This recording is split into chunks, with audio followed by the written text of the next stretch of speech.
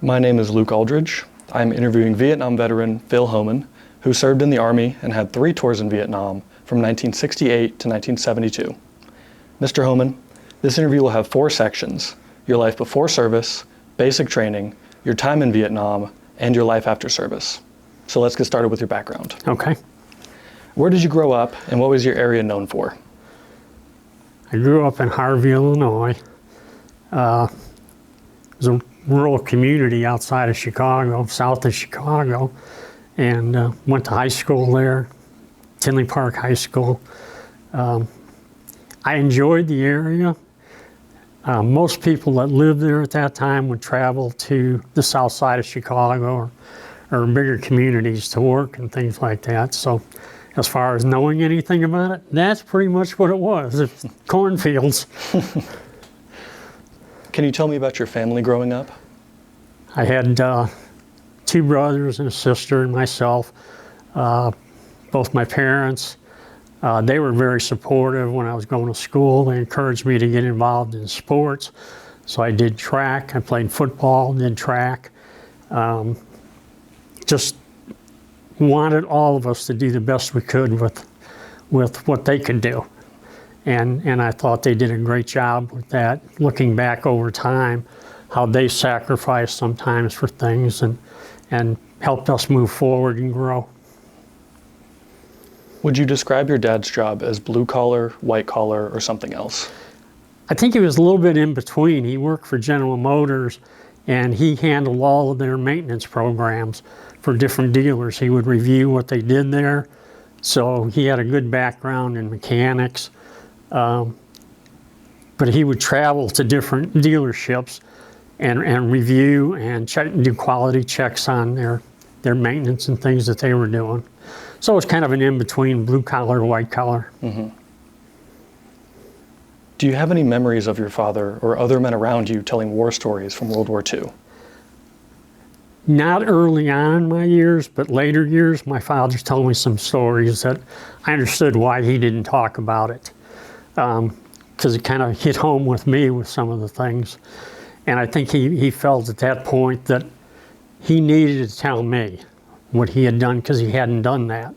And I think he felt sorry that he hadn't told me earlier about some of these things. Do you think your father's service influenced you when you joined the Army? Oh, it had played a big influence when I joined the Army. I knew I wanted to go in the Army, but I had to prove myself that I was better than him when I went in. So what he belonged to was very elite, very specific, and I said, I've got to do better than that. So that's what brought me into it, and then from that point on, I just grew into my different roles that I played in the Army. Did you have a favorite World War II movie growing up?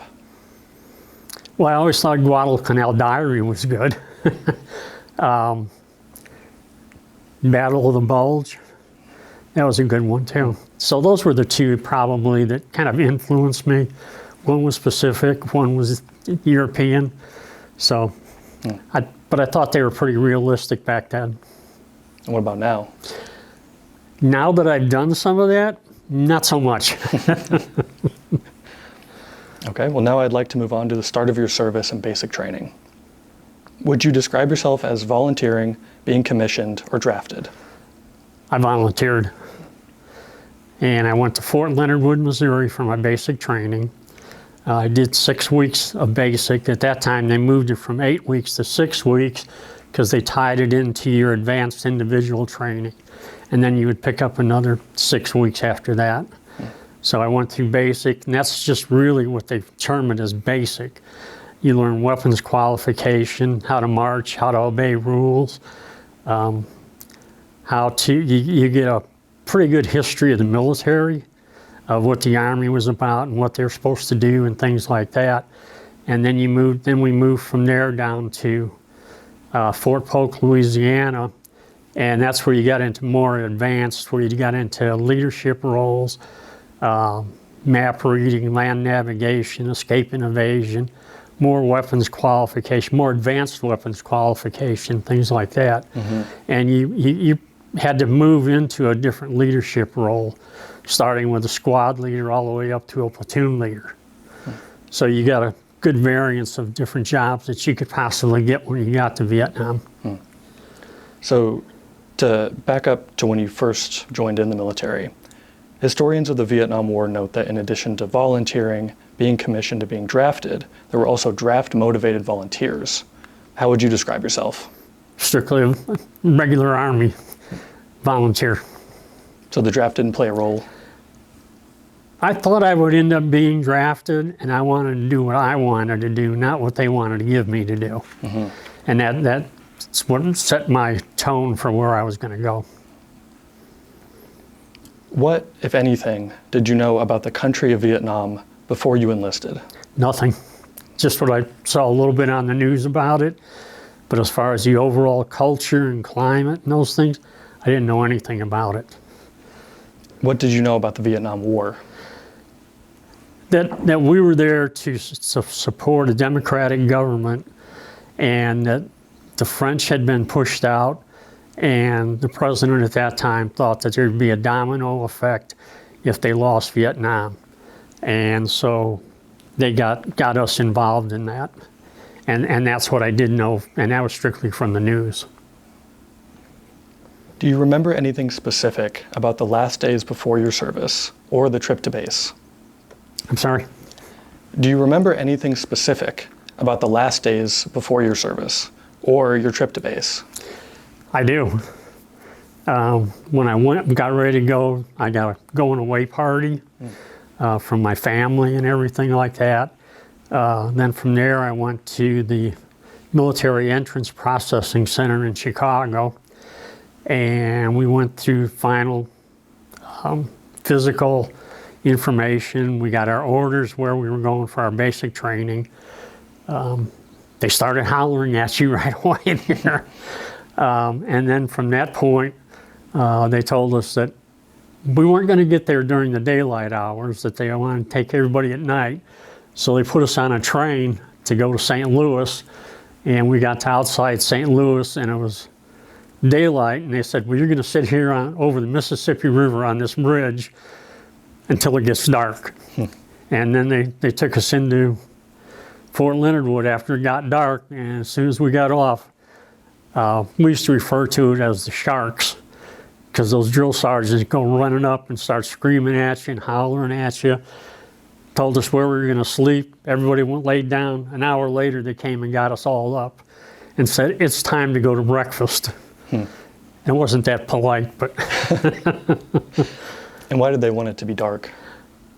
I think so that you didn't get an idea where you were really at on the installation. And they didn't want to give you a false sense about where you were going to live and things like that. And we actually ended up living in World War II barracks to start with. So it wasn't very comfortable. But we knew we were only going to be, and that was at what they refer to as the reception station. And there you go through and you get all your clothing and everything that you need. You give up your little bag of stuff that you bring, turn in all your civilian clothes, and they mail it all back to your next of kin. And then they provide you with everything. How would you describe your boot camp experience? It was apprehensive to start with because everybody's hollering at you and you weren't really sure what you were going to be doing. And as it progressed, you really started to understand why they wanted everybody to learn to work as a team, to create a cohesiveness amongst everybody. They taught you to buddy up with different ones. We refer to it today now as a battle buddy, but back then it was just your buddy. And you learned how to work with things and what they did, and you would kind of critique them, they would critique you. You learned a lot of discipline, and I thought that was really, really good. So how difficult was the experience of boot camp for you?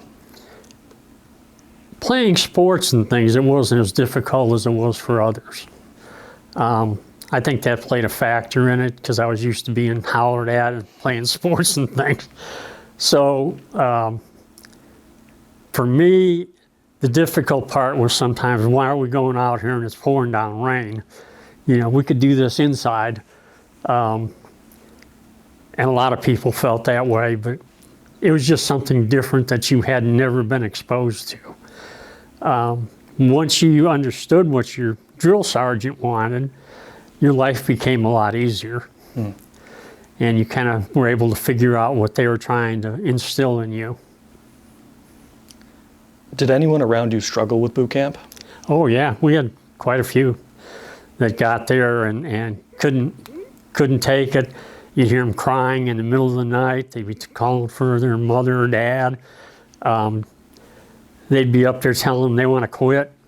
Even if they were drafted, they wanted to quit. And they just really had a hard time with it. They were the ones that caused those that weren't doing anything wrong to have to do extra work. And extra work was either run more miles, do more push-ups, things like that. So they kind of became ostracized from everybody else because of that. Historians talk about recruits being broken down and then rebuilt as soldiers. Do you think that fits what you saw at boot camp? Yeah, it did. Because everybody, you could just see a change in people after about the second week, that they were starting to get on board with what they were trying to teach you or tell you to do. And then and they did a little more explanation on things from that point on. First 2 weeks was probably the roughest. Would you say that boot camp prepared you for Vietnam? No. No, it really didn't, because you had really no skill training at that point. You just had the basics. And you know, I suppose in a different time, you could have went somewhere, but not for there. Well, I'd like to move on to your time in Vietnam. Did anything stick out to you about your flight to Vietnam? It was a long flight. Took us 18 hours to fly. It was on a commercial jet that we flew on. We always laughed. They always gave you the worst looking stewardess. I think they resurrected them from Lindbergh's flight. Because they were not the nicest, nor were they the helpful. They were kind of grumpy and mean. But they knew where you were going. And flying for 18, we landed in Hawaii and we landed in Okinawa, and then we went into country.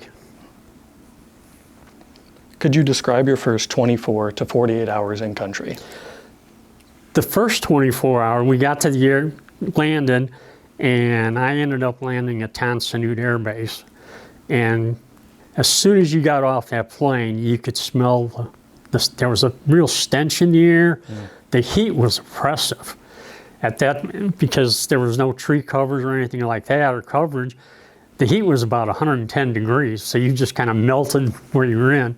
And then you had people yelling at you to get off the runway, get away from the plane, because they would get mortared when sometimes those planes would come in on the airfield.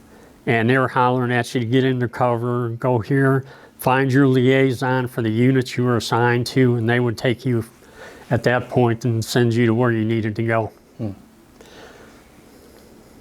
What did you expect when you arrived based on TV or stories you'd heard? When we arrived, most of us thought it was going to be just, walk off, just like you walked on the plane, walk off and kind of take your time going to where you were going. None of us expected the heat to be as bad as it was. That was probably the worst. It was like stepping out of a really air-conditioned place into the outside. You just got slapped in the face with the heat. You could just, all of a sudden, you could just feel yourself starting to perspire. We had khakis on, and everything was wet, and you just felt wet. Like all you want to do is go get a shower, and that was not going to happen.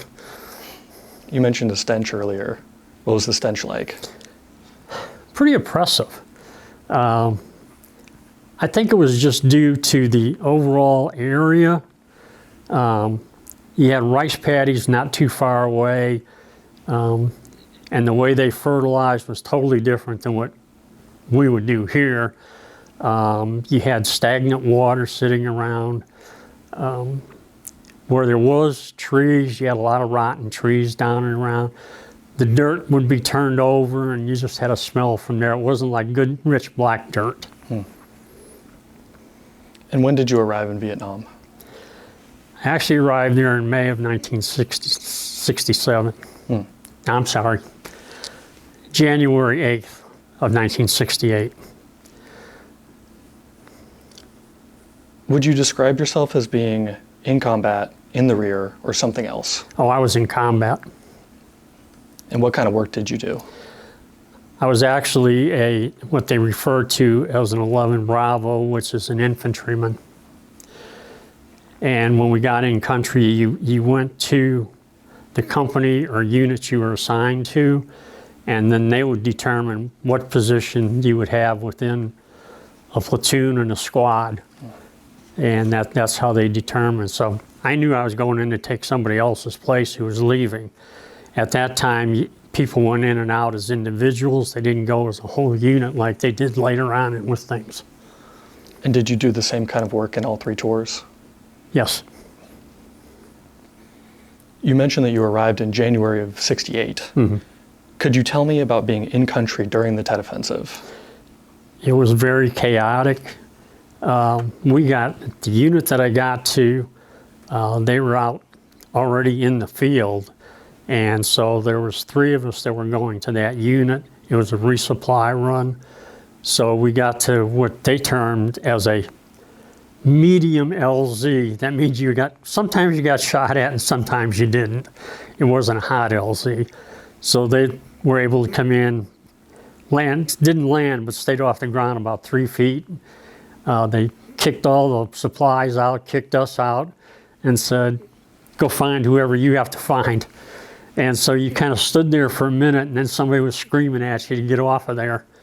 And then you'd find who your platoon sergeant was, and then they would start talking to you about, your job, what you were going to do, how long they were going to be there. They were only going to stay overnight, and then they were leaving because that would become a target point for rockets and mortars. Right. So you only stayed overnight, and then you pick up and leave. And from that point, they loaded me up with my rucksack and all the things it had to have with it. And next morning we got up and started climbing a hill. And some of the hills we climbed were about 8,000 feet in height and slippery, wet, triple canopy. You couldn't see, sometimes you couldn't see more than 5 feet in front of you because it was so thick. And you had to learn to adjust. And of course, being in country and new, you had to your body had to adjust to it. We had a lot of people, a lot of ones that were there even for a while that would pass out from heat exhaustion. And the first thing they told you is when they come around, medic comes around in the morning, you take those salt tablets and the malaria tablets, and it'll help you. I became a firm believer in them. So you mentioned that arriving during the Tet Offensive was chaotic. Could you expand on that a little bit? You really didn't know where, and we refer to him as Uncle Charlie, was going to be, where they were coming.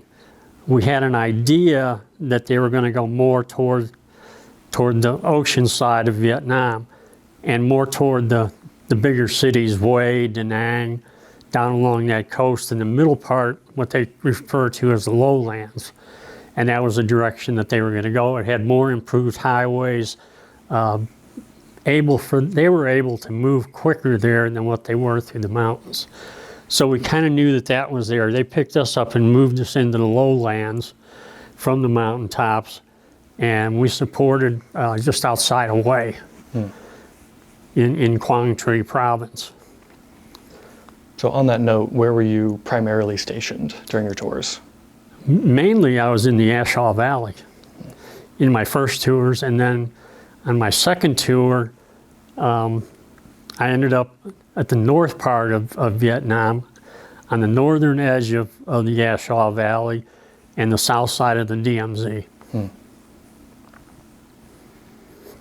How would you describe the people you served with in terms of economic background, race, or religion? To be perfectly honest, none of us thought about that. None of us thought, everybody was the same. We didn't think of each other as being white, African American, or anything else. We were brothers. We had to rely on one another in order to stay alive.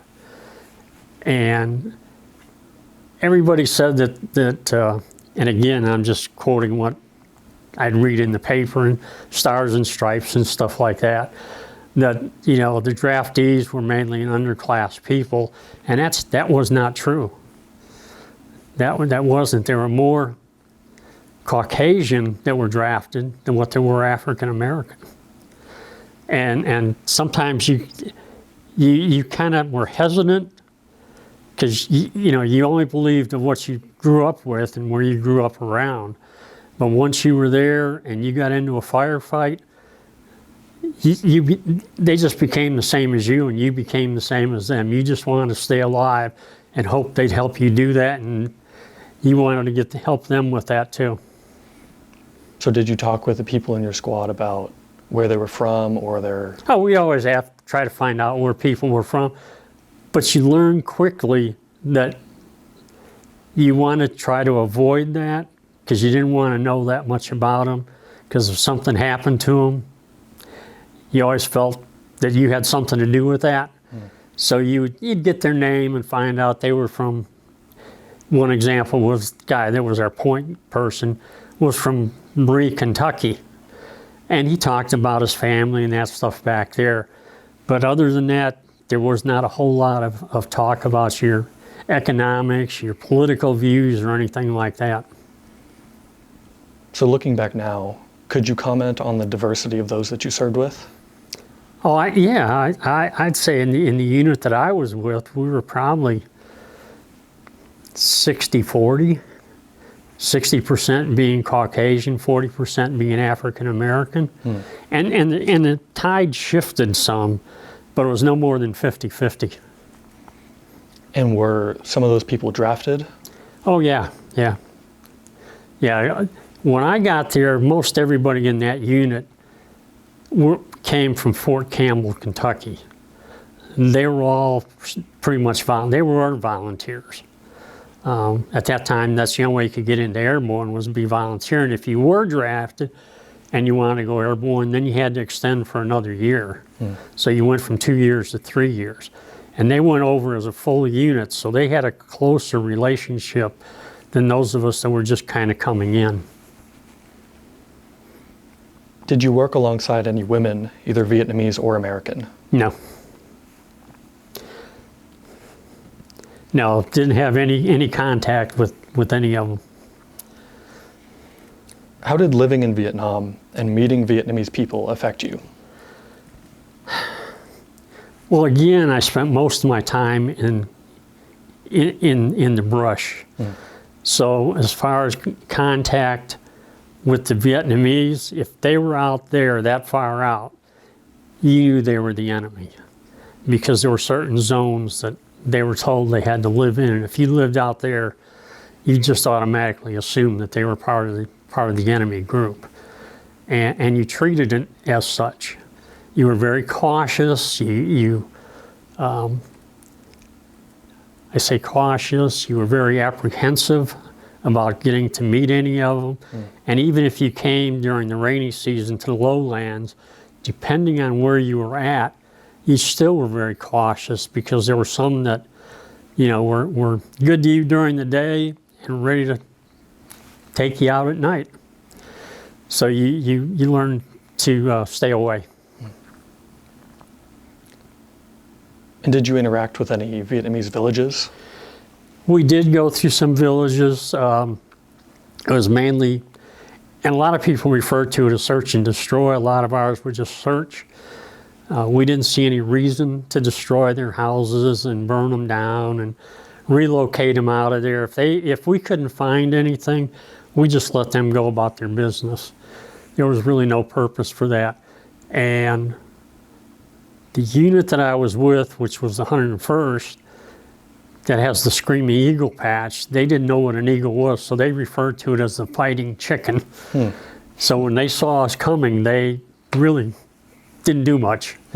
And when you took over an area and worked that area, their attitude changed, because we tried to, even then, in an infantry unit, tried to be more compassionate to what they had to do and what they were subjected to during day and night. But at the same time, you were cautious. Very cautious, very apprehensive, cautious, on high alert. You never let your guard down, because there could always be that one instance that something would happen. And how did that affect you, trying to be compassionate and cautious at the same time? It's hard to do. It's very hard to walk that fine line that's there. You would feel sorry for the conditions they lived in. You may ask for extra rations and give them extra food, but you knew if they got caught with it, there was a good chance that they wouldn't survive, that they would be killed, because they were working with the Americans, and that's how that was termed. You work with the Americans, you don't have a life. You know, you have to. They were trying to be convinced that they had to support the North Vietnam and the Viet Cong in their life. What do you remember about Vietnamese children? When we would come back in the lowlands, we would interact with some of those villages and children, but again, you were very cautious, because there were a lot of things that would come up that you'd hear about a hand grenade being thrown at you from a child, not so much as an IED type, but sometimes they just walk up and hold on to it and then let it explode. So you kind of kept an arm's length. We would come down out of the mountains when the rainy season, because it was hard to resupply. And a lot of us sent letters home asking for clothes, socks, things like that. And we give them that so they'd have better clothes to wear and things like that. And we got to know some of them by name, and they'd stay around where our bunkers were, always outside, so you can keep an eye on them. But, you know, they'd pick up the trash around there and take care of that kind of stuff. And, you know, they felt that the American was pretty good. They always wanted candy and cigarettes. Hopefully not for them, the cigarettes. Yeah, it was for them. Did you learn any Vietnamese words or phrases during your tours? Yes. Do you remember any of them? Oh, yeah. Lai Day, Didi Mao, not Hu Chu, I can't remember the other one. Lai Day, you would wave your hand and that would be come here, and Didi Mao would be run away, leave, go away. Chu Hoi, that would be surrender. Interesting. Do you remember any distinct animals during your time in Vietnam? Oh, we'd run into monkeys, elephants, tigers, huge snakes. I had a company commander one time that had a bet with our battalion commander that he could get the biggest tiger. And so we spent a week chasing down tigers. So were you hunting all of those animals? No, we didn't. And that was one time that he decided he was going to do this. And we went through that process. Now, we were still moving in the direction we were supposed to go, but it was just if we ran across them, then he wanted to know, and then he would look at and see if it was larger than the one that the other guy had. And the one that won was our company commander. He shot the tiger. But you would hear the monkeys all the time. There was a little lizard over there. It was a gecko lizard, and it sounded like somebody was talking on them when it would emit sounds. So you didn't know if that was Chuck out there or if that was the lizard. And was that scary for you? Until you found out what it was, yeah, you really, your mind plays a lot of tricks on you when you hear sounds like that, and your senses get so high tuned that after a while you could actually pick out what it was. Now the lizard's sound was not very appropriate. It sounded like it was saying something very off-wall, with what it was saying. So you could fit, and then you could distinctly learn that the way it sounded, that was the lizard, not a human being. Would you mind giving an impression? You don't have to, but it would be F you. Okay. So all night long. All night long, you would hear that around different places. And that lizard was probably a little over 3 inches long, but it lived on this tree, on the side of the trees. What about the other animals? Were you a little bit paranoid of running into a tiger or something? Not so much the tiger, because they pretty much avoid, and the elephants would avoid. If you started going through, then they would kind of scatter. Now the monkeys were totally different. They'd get up there in those trees, and you didn't know if it was a sniper or not, because of the noise they'd make, and they'd be running through the treetops. And I think a few of them got taken out, thinking that they were a sniper instead of a monkey. Did you experience any culture shock in Vietnam? Yeah, you did. That's just the way they lived, how they lived, what they thought was important in their life and what you thought was important in your life.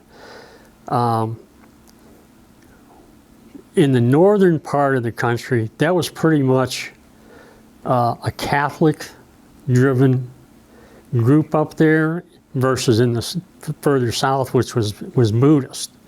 So there was that cultural war with their religion too. What was it like going from the suburbs of Chicago to living in the jungle? Oh, I went camping when I was a kid, and there was nothing you could even compare it to. You'd get in there, what you ended up with, if you went to go to sleep at night, you'd put a poncho up, you'd put 2 sticks up and tie it off, kind of make a little tent to keep the humidity off you, because if you didn't, you'd be drenched from the humidity and things, even during the night. And so you just learn to sleep on rocks, you learn to sleep without a pillow. You never let your weapon out of your hand. You learn to sleep with your weapon in your hand all the time. You never laid out flat. You always tried to curl up and kind of hide yourself. There were a lot of huge trees, and some of the tree roots were as high as 3 foot high off the ground coming out. And if you could get in there, that was perfect, because then you had protection around you. That you could sleep like that. And we always slept on the downward slope of a hill. So you had to figure out how to keep yourself from sliding down the hill. And so you had to learn how to do that and dig your feet in. You didn't get undressed, anything like that. You didn't take your boots off. You didn't take your clothes off, because you never knew when you could get into a firefight.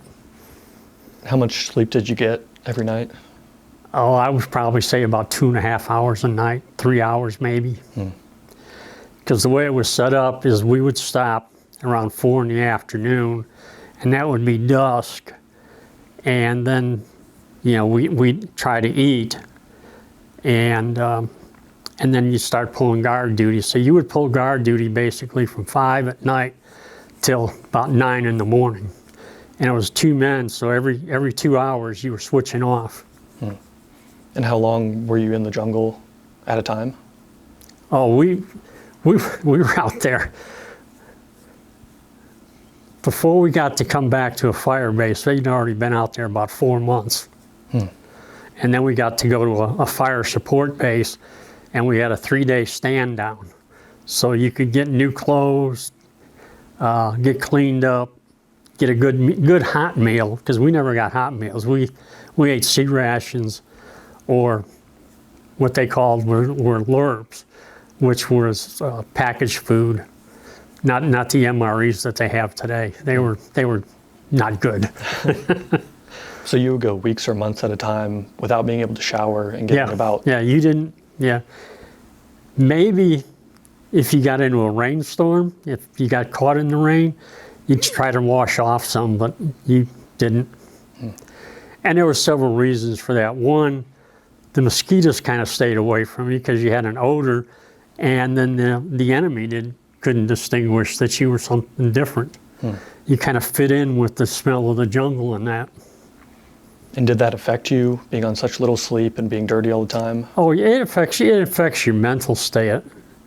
Being dirty didn't bother me so much. It was just the sleep deprivation that got it. But that was one of the things that when we went through training and everything that they taught us to do, is in the advanced individual training, they would make you, on some of the exercises the same way, they would start you out with doing a longer term and then cut your sleep time down. So you were learning to operate with a lot less sleep. Do you remember Agent Orange being sprayed? Oh yeah, we were coming back to fire support base. We were only going to be there that day, and as we were walking along, aircraft went over, and it was like rain coming down, and just covered everybody and everything. So you got directly sprayed with Agent Orange? I got directly sprayed with Agent Orange, and we didn't know what it was. We just thought it was, burning off fuel or something like that we thought it was. It did have an odor, but not anything that was very distinct. And after we all got back, they thought, well, this area got it, and that was where we were at, was one of those areas. And then I kind of went and looked at some pictures later, and it was really a lush jungle, and then it was nothing but sticks. Because that was right up along the Ho Chi Minh Trail. And how long was the Agent Orange on your skin? Oh, we didn't take a bath, so it just kind of evaporated. Wow. Were you concerned at the time about Agent Orange? No, because everybody was telling you that it was just a defoliant, and nothing was going to hurt you. Don't worry about it. So you didn't. You had other things to worry about. What were some of the ways you coped with the war? I was not a real religious person before I went, but I did learn to pray. I felt that was an appropriate time to do it, and not being a false prayer about, well, God, if you save me today, I'm going to do this, this, and this. It was just, I hope I make it through. It's in your hands. I hope my buddy next to me makes it, and things like that. You would talk about an incident that would happen, or maybe it happened from a firefight, and I kind of laugh about it. Well, if you would have fired your weapon more, we may not have gotten so much incoming rounds, and we'd make jokes about that kind of stuff, and just to relieve the tension. How did other people around you cope with the war besides chatting about it? Well, where we were at, you couldn't get alcohol, you couldn't get any of that kind of stuff. So they pretty much were doing the same things. I think the comradeship that you made with people helped an awful lot. Again, I don't want to know much about you, but let's talk about what happened, what we just saw, what we went through. That made a difference, just being able to talk about that. What was the most memorable friendship you had during your time in Vietnam? His name was Stephen Keel, and great friend. He was from outside Detroit, Michigan. He and I went together through AIT, jump school, the whole thing. Both of us went to the same unit, and unfortunately he did not come home. But he was a great friend. Could you spell his name? Yeah, Kiel. And it so happened that where he was at, we had a defensive position set up, and out of the squad that we had, which was 14 people, 12 of them got killed. I was on the far end of the line, and he was on the opposite end, and they took an artillery round into their position, and all 12 of them were killed. And in my first year that I was there, out of our company, which was 90 people, we lost 49 people, almost 50% that lost their lives. So it stays with you. I can see his face. I can see him when I saw him last, everything. Thank you very much for sharing that. And I'm sorry to hear about him. Yeah. What was the most beautiful thing that you saw in Vietnam? Some of the areas we went to were just magnificent. We ended up going to a spot, it was called Rung Lung Valley. And there was waterfalls, beautiful foliage, everything about it. But it was a route for the Ho Chi Minh Trail. But if you went into it, you would never know what was it. Had beautiful pond in the middle of it, everything. It was just magnificent. And when the sun would come up, and we were up on the hilltops, and when the sun would come up, it would just reflect all over that water and those waterfalls, and it was great. Who did you write to or receive letters from when you were in Vietnam? To my parents and a girl that I was dating. And then I got the Dear John letter halfway through and said, I'm leaving, goodbye. And how was that? Oh, it was heartbreaking because I really thought we had something that was going to connect later. But she met somebody else and that just happened. How did your squad react to that? Oh, they were kind of upset because I would talk about her with my other teammates. And they just said, well, you're probably better off. She was doing that before you left. It was the old military song, Jody got the girl, and you were left alone. So I let it bother me for a while, and then I realized nothing I can do. So I just let it go then. Did other guys in your squad get Dear John letters? Oh, yeah. That was pretty frequent. You know, they were fine the first couple of months, and then pretty soon, you know, the letters wouldn't come like they had been. Then they just went away to nothing. What was your most expensive or frequent purchase at the PX? I didn't go to a PX. Didn't have the opportunity? No. Could you get any supplies that you wanted that weren't mandatory? No. Everything that we got was put on a chopper, and it was food and ammunition. And some water. And water was these big rubber blivets that they would bring out. It'd be about a 50-gallon rubber blivet, so you would have fresh water, fresh, good water, not stream water and things like that. Were you able to order anything from the PX catalog? No. That was not an essential item, and you had to carry it. If you got it, you had to carry it on your back. We never had what we would say a permanent base that we could buy something and put it there. Did you get any Vietnamese souvenirs? Yes, I did.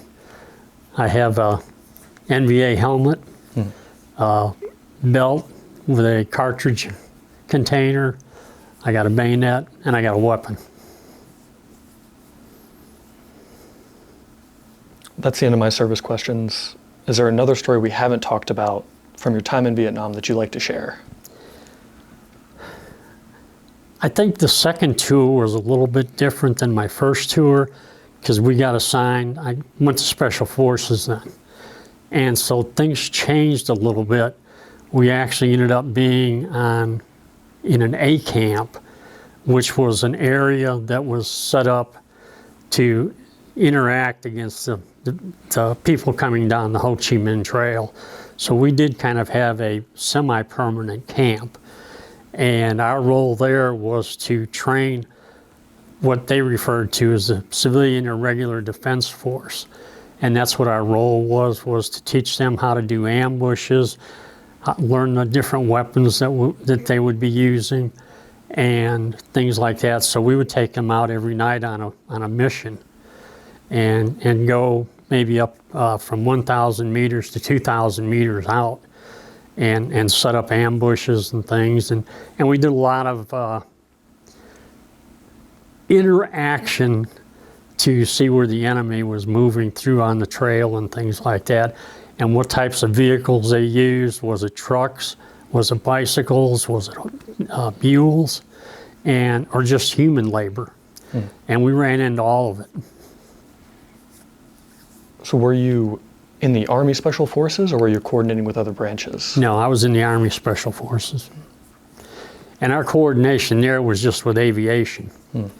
And that's if we got into a major confrontation, then we would call in aviation to help us with that. And that was gunships and what they used to refer to as Puff the Magic Dragon.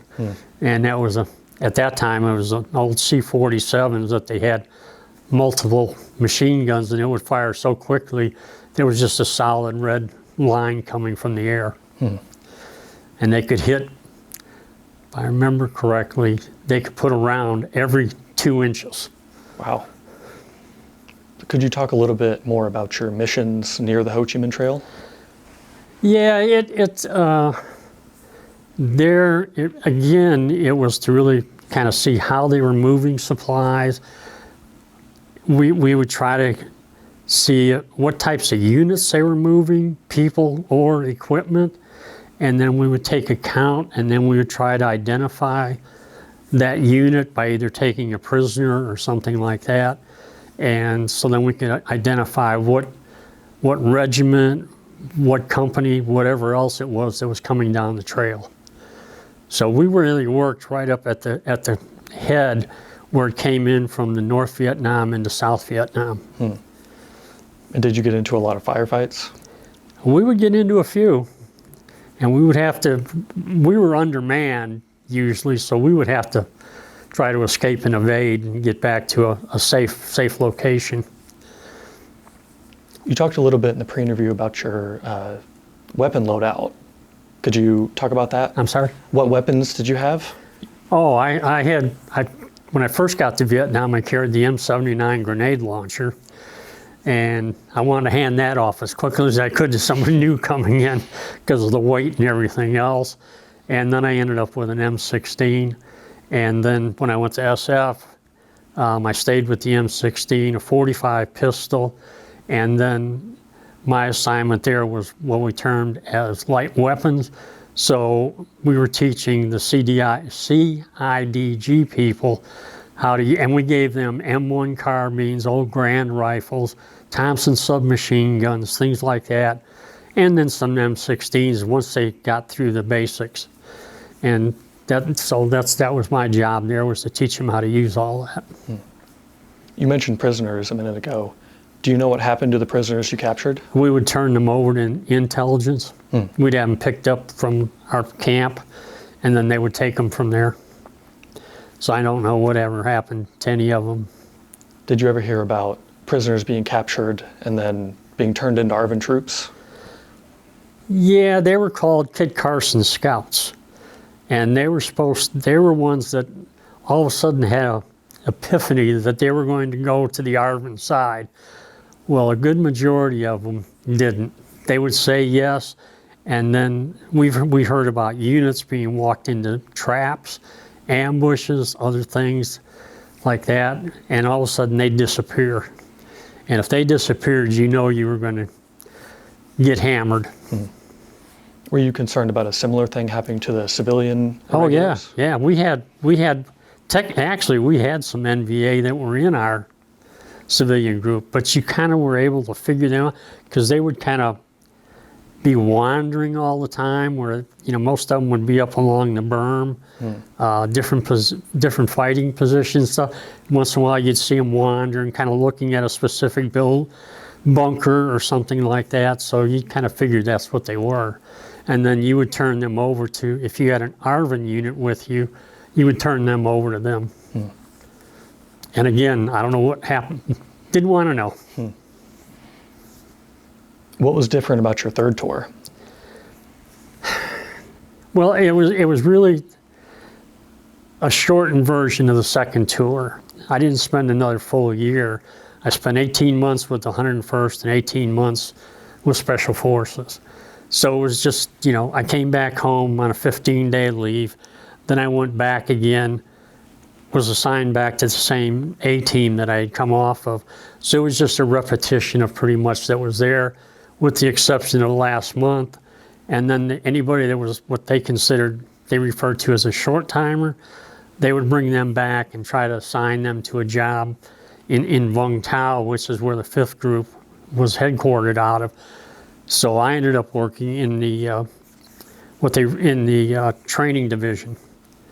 At that point, I spent a month there before I came home. What was most different about being in Vietnam in 1968 versus 1972? The people, I think the people changed that were coming in. You could see it. Those of us that were in 68 all went because we wanted to go, because we felt it was the right thing. And by the time 72 came around, it was a whole different attitude in the people that were coming in. They were drafting a lot more draftees, and I'm not putting any in them down or anything, but there were a lot of them that were just, I'm here, I'm gonna try to do what I can and get out of here. They would spend more time going on sick call, doing the things they didn't need to do to get into trouble so that they wouldn't go to the woods, go to the field. Do you remember people going AWOL or fragging? I heard incidences of people being fragged. You couldn't go AWOL because you couldn't get out of the country. So if you went AWOL, the only place you could go, if you were up north, you could only go to Saigon. And as the war started to wind down, a lot of those people came out of the woodwork and said, I want to go home. Were you there when Jane Fonda spoke on the radio in 1971? Yeah. No, yeah. That did not go well with anybody, no matter who you were. And to a lot of us today, she's considered a traitor.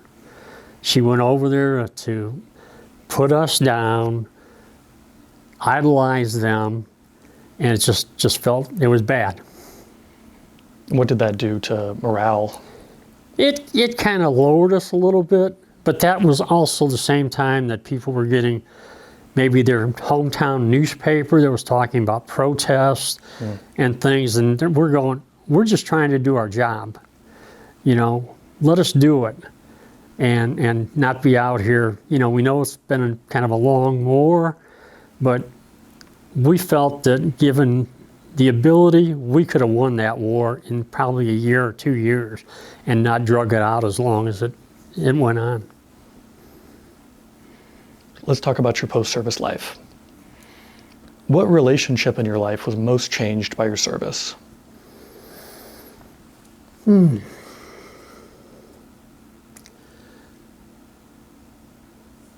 I think I came home and I looked at everybody with a very skeptical eye. You know, were you one of those people that were protesting?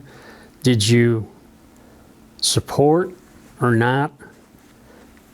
You know, if you didn't support, I didn't want to do anything with you. I became pretty much an introvert. I just kind of kept to myself. And even though I got out after my tours, I got out of the Army, and I went in the reserves. Now the reserves that I went into, which was a Special Forces group, was a lot different than the standard reserve or National Guard. We were more, people that were there all had been in Vietnam and things like that, and they just wanted to continue, but on a part-time basis. So there was a lot more esprit de corps, things like that, and I really look forward to going to those meetings. And I took a lot of active duty time with them. So I kept myself involved that way. And during that time, that's when I decided it was time for me to buckle down and do some schooling. And at that time, it was called the Army Community College, which had affiliations with several different schools. And it was all done in a classroom there on an installation. So we would just go there. We never interacted on an actual campus or anything like that. So I ended up over about a 6-year period to get a bachelor's degree, but it was just the timing of things that went that way. How did your relationship to your family change when you came back? I was very distant. My 2 brothers were not very supportive.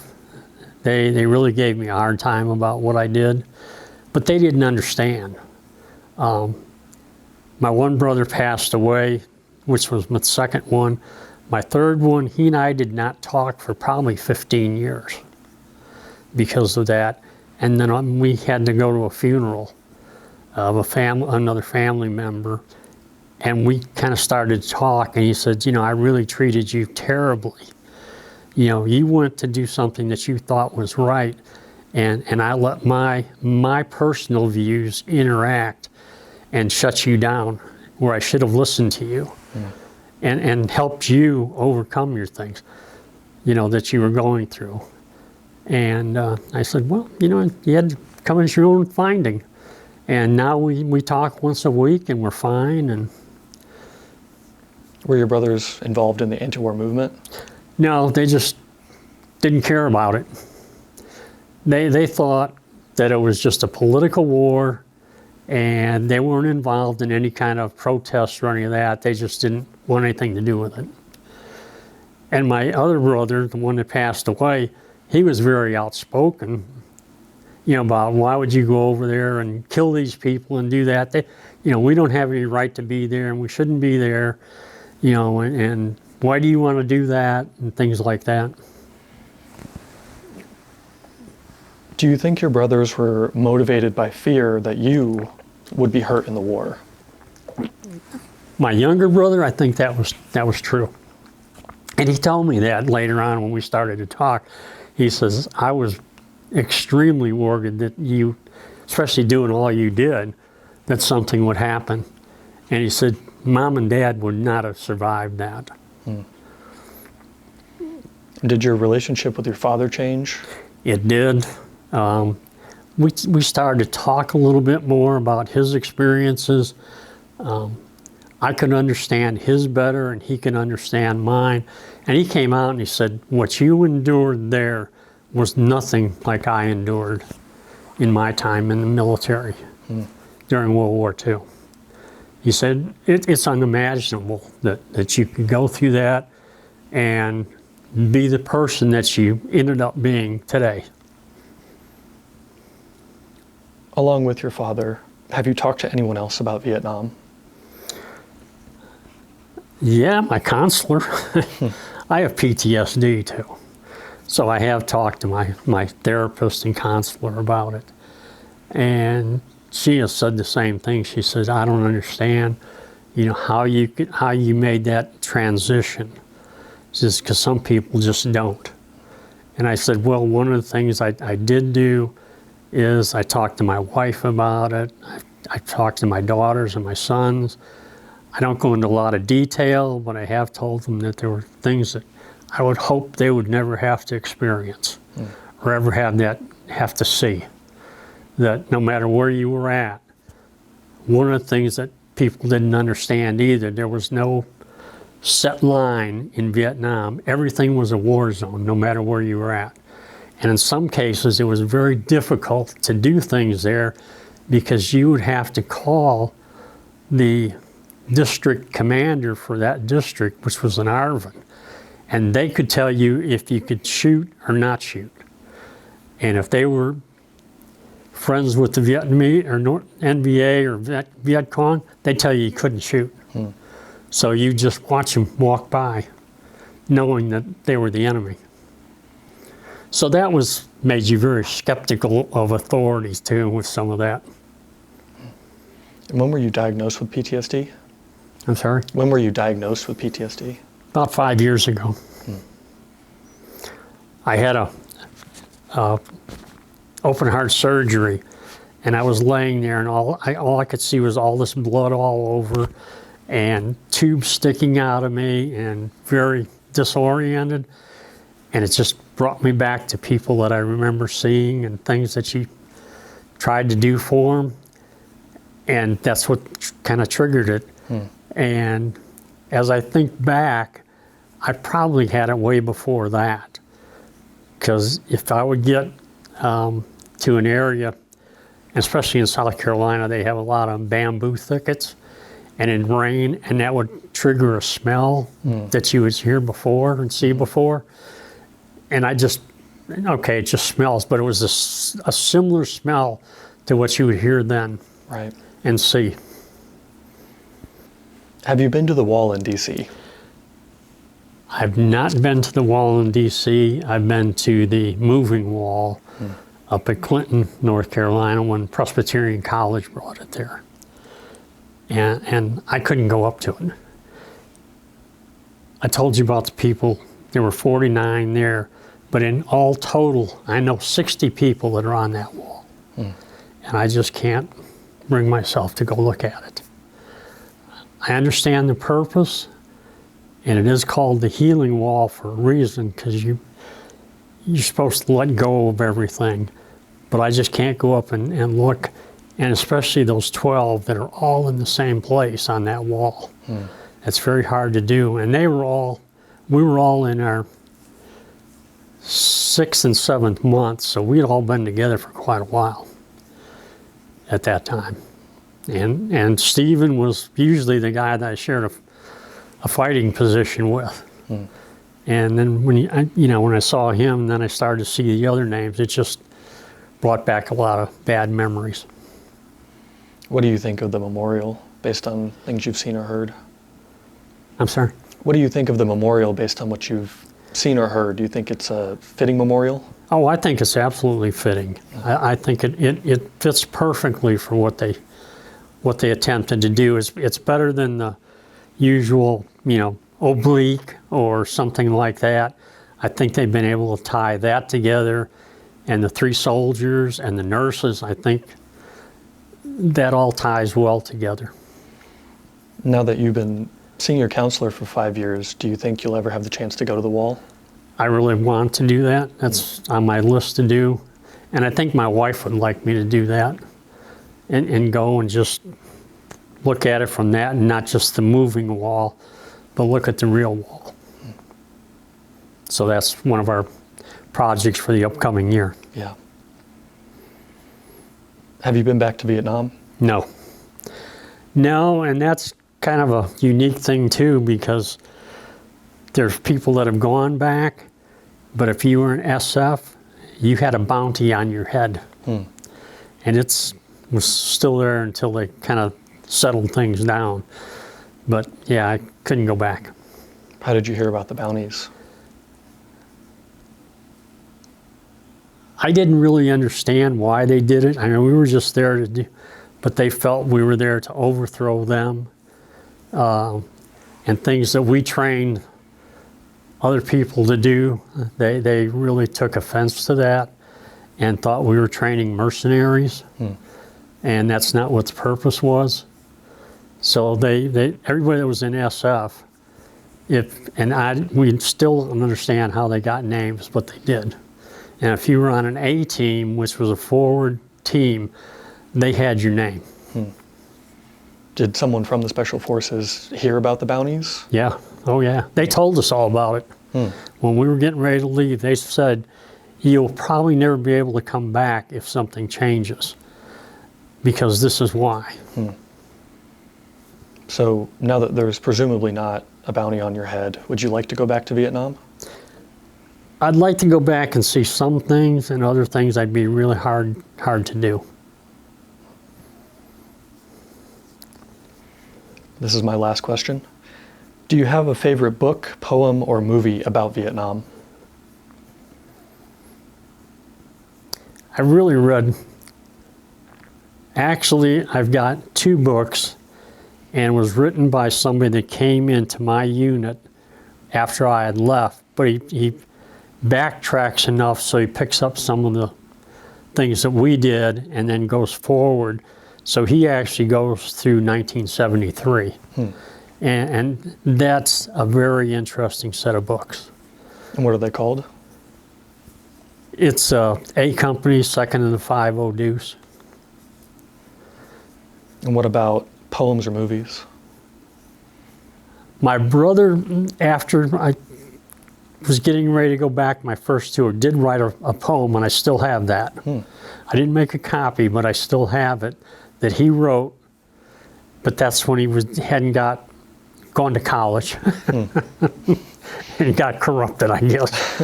But he went to a very liberal school, so I think that played a part in it. But he wrote it, and I carried it with me the whole time I was there. What about Vietnam War movies? Have you seen any? Oh, I've seen Platoon and that, and it's a good movie, but I've seen Green Beret. That's good till about halfway through the movie, and then it goes Hollywood. So do you think either of those movies capture anything realistic about being Oh yeah, Vietnam? they do, like in Platoon, where they're being overrun in the bunkers and things. That was very realistic with the fire base, or the A camp that John Wayne was on. At the beginning of that was very realistic, and then after that is where it kind of goes Hollywood. But that was pretty real, because that would happen, just kind of pretty much the same way. You'd have waves of people coming at you, and you just kept firing and firing until you either ran out of ammunition or you chased them off because of the fire that you could put out. Well, Mr. Homan, thank you very much. Oh, you're for coming out welcome. today. It's been a fantastic interview.